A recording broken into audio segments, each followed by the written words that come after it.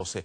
Estamos en nuestros estudios a esta hora con el señor Ricardo Soberón, el ex jefe de la Comisión Nacional del Desarrollo y Vida Sin Drogas, ex jefe de DeVida, a quien le damos las cordiales bienvenidas a ATV+, para hablar sobre un tema sumamente importante, el comercio ilegal de la droga, el narcotráfico, sus secuelas en nuestra sociedad actual. Y usted ha marcado que hay una amenaza explosiva en forma de violencia, de corrupción, que tiene que ver con el narcotráfico y que afecta directamente a nuestra sociedad. Bienvenido. Muy buenos días, Ismael, amigos. Muchas gracias. Efectivamente, yo vengo de Bogotá, donde estuvimos en la Conferencia Latinoamericana de Drogas, y la evaluación que hacen los analistas y funcionarios es confirmar que tenemos que hacer cambios en América Latina. América Latina ha puesto demasiada sangre, demasiados recursos, y esta lucha contra las drogas y el narcotráfico no solamente no ha funcionado y ha sido un fracaso, sino que ha ocasionado daños profundos en nuestra democracia, en nuestra gobernabilidad. No ha atendido la pobreza rural, hay mayor violencia y, como te decía, puede haber en los próximos 5 años el narcotráfico convertirse en un problema sur-sur, que básicamente complique la situación de Perú y Brasil. Perú como productor de pasta base y Brasil como mayor consumidor del mundo de pasta base también. Es decir, ya no estamos hablando de norte-sur, por ejemplo, con Estados Unidos o de otros países de Europa, sino la cosa podría quedar solamente en la región y ser ya muy complicada. Se complejiza muchísimo más y sobre todo si tomamos en consideración que recientemente estados como Washington y Colorado, es decir, a nivel estadual, los Estados Unidos han decidido, estos dos estados, permitir un cambio radical en la política sobre la cannabis, por ejemplo, aunándose a otros 15 estados, encontramos que la población y autoridades norteamericanas están sintiendo la necesidad de cambiar. Varios países de la región están produciendo este cambio en términos muy concretos. Colombia, Uruguay, Guatemala, México. Lo curioso es que el Perú va como el cangrejo. ¿En qué sentido? Creemos nosotros con sinceridad que el narcotráfico en el Perú ha evolucionado, adquiere nuevas dinámicas, la muerte del alcalde en Casma, la situación crítica en las cárceles. Hoy en día los delitos de tráfico de drogas han pasado del 4º lugar a ser el 2º lugar de prisionización en el sistema carcelario peruano. Eso significa pues que se requerían cambios profundos y lamentablemente uno puede observar no solamente poca capacidad de cambio, de reforma, sino que insistimos en hacer más de lo mismo. ¿Y qué es más de lo mismo? Más de lo mismo, contentarnos efectivamente, sí, se han cumplido las metas de 14.023 hectáreas erradicadas. Y una felicitación de Estados Unidos y por la eso. felicitación de Estados Unidos, como hace 10 años viene ocurriendo, pero seguimos siendo los primeros productores mundiales de hoja de coca. Seguimos insistiendo en encargarle a las Fuerzas Armadas tareas para las que no están preparados, desde el levantamiento de cadáveres hasta operaciones en las carreteras nacionales. Siempre hemos sostenido, una de las consecuencias del montesinismo fue precisamente evidenciar a las Fuerzas Armadas como una institución muy vulnerable a la corrupción. Tercero, entregarle el tema de los insumos químicos y su control a la SUNAT. Ojalá que esto vaya acompañado de los mecanismos adecuados, pero quizá el problema fundamental de DeVida y de la política de drogas en el Perú, que hoy en día pasa desapercibida, está flotando, no tiene ningún liderazgo. La reciente cumbre de desarrollo alternativo, que era un espacio mundial para identificar las buenas prácticas y aprobar guías y principios rectores para el desarrollo alternativo, ha pasado por gallos y medianoche, no ha sido sometida a ningún tipo de discusión y debate. Aquí, perfecto.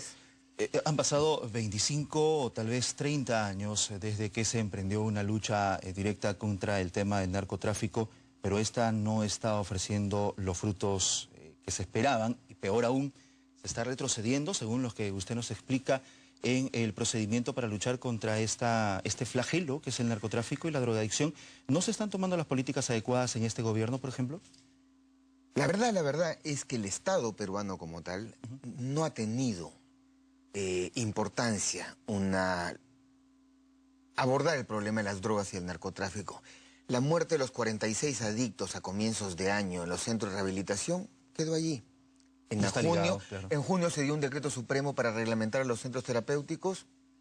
Nadie ha publicado una cifra de cuántos centros terapéuticos se han formalizado. Esto para señalar una de las aristas, pero en realidad me temo que tampoco el gobierno del presidente Humala demuestra mayor interés en hacer más eficiente la tarea antinarcóticos. ¿Y por qué no habría ese interés? Si es fundamental en una sociedad como la nuestra. Yo me temo que no está en los puntos de agenda del gobierno, uno. Dos, es más sencillo seguir dependiendo de los algunos millones de dólares que da la cooperación internacional y a cambio el Perú sigue ejecutando políticas tradicionales basadas en desarrollos alternativos que no son sustantivos en el campo. No se atiende el BRAE en términos de desarrollo rural. Digamos, el plan BRAE sigue siendo visto como un instrumento de interdicción y no de desarrollo rural en el BRAE.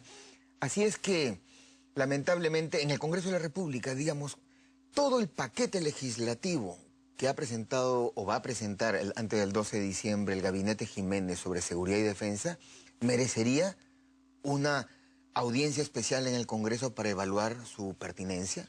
Pero el 15 salimos de vacaciones y a comer pavo. Y todo esto va a quedar pendiente por varios meses hasta que se tomen nuevamente cartas en el asunto y que se haga efectivo, lo cual va a demorar aún más.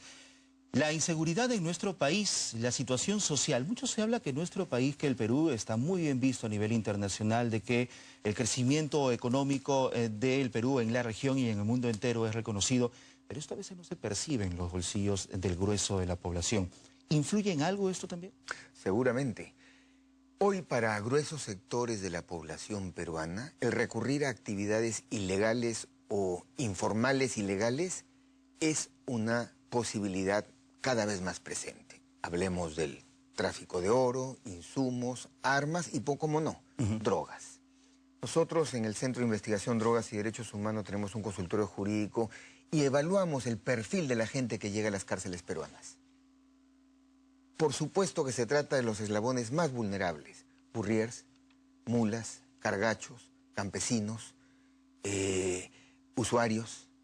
En varias comisarías de Lima Metropolitana, el costo de la corrupción por detener a un usuario personal de determinado tipo de sustancias es de 600 soles. Esa es una caja negra que está allí. Entonces, bajo esas consideraciones y circunstancias, otorgarle importancia política al tema no es muy... Es decir, se está deteniendo a los eslabones más pequeños de esta gran cadena de distribución, que son, por ejemplo, los que usted ha mencionado, pero los peces gordos, como se llaman en estos casos, no se están tocando porque a ellos se les tendría que tocar con un tema de política, una política efectiva en este campo. En la región, ¿qué hay de nuevo sobre la lucha contra el narcotráfico? Nos comentaba que usted había participado recientemente en la 4ª Conferencia Latinoamericana. ¿Qué hubo de nuevo sobre este tema y que podría ser aplicado en nuestro país? Hay nuevos vientos, sin duda alguna, y aquí lamentablemente es DEVIDA la que está obstaculizando e impidiendo que esta reforma venga hacia el Perú. ¿Por qué? Porque, por ejemplo, la Organización de Estados Americanos en abril último fue encomendada por los presidentes de la Cumbre de las Américas para que hiciera un estudio de evaluación de las alternativas que hay a la actual política de reducción de la oferta. Se convocó a un grupo de expertos. ¿Usted cree que DEVIDA ha liderado este proceso? Lo ha ocultado. En todas las oportunidades que hemos querido nosotros plantear un diálogo, un debate, una apertura, DEVIDA se ha negado rotundamente a hacerlo. ¿Y por qué se ha negado? Porque yo, directamente hay que decirlo, la política de drogas está secuestrada, absolutamente secuestrada, de manera de poder impedir que el Perú se acoja a este proceso de reformas. ¿Secuestrada por qué o por quién? Yo creo que todavía el Departamento de Estado norteamericano tiene el interés de seguir produciendo políticas equivocadas que le permiten tener un pie en la Amazonía, un pie sobre los recursos naturales, un pie en Perú. El Departamento de Estado también quiere debilitar el proceso de UNASUR, de manera que sigan fortalecidos los mecanismos TPP, ATP, de cara a la PEC y el Pacífico. En ese sentido, el Perú y el haber secuestrado esta política de drogas por los que yo llamo las 3 mujeres más poderosas, digamos, en este contexto, que es la primera dama, que es la embajadora de los Estados Unidos y la que fue mi sucesora, impiden que hayan estas reformas en el Perú como las hay, por ejemplo, en Colombia.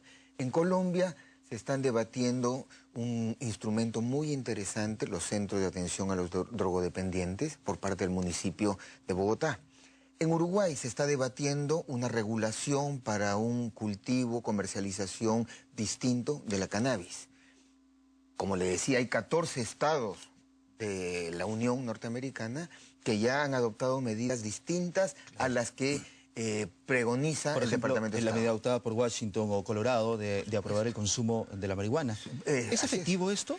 Mire, ¿Hacerlo legal?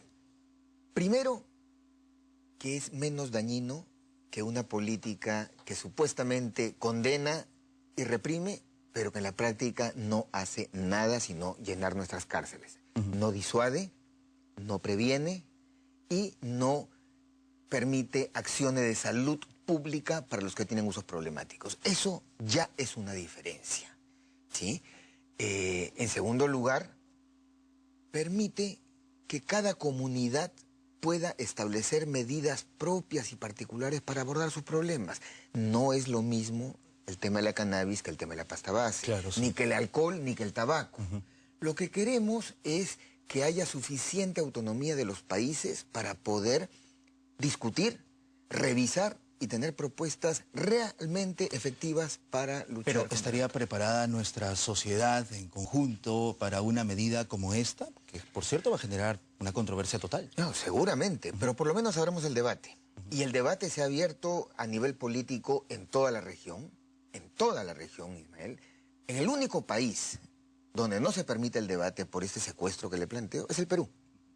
Muy bien, muchísimas gracias a Ricardo Soberón, ex jefe de Devida, por conversar con nosotros sobre este importante tema, por cierto, el del narcotráfico, la drogadicción y todos esos eslabones que tienen en nuestra sociedad. Muchas gracias. Muchas gracias. Hasta otra ocasión. Amigos, hacemos una pausa, volvemos con más. Esto es ATV Más Noticias. Al volver estaremos en vivo con la clausura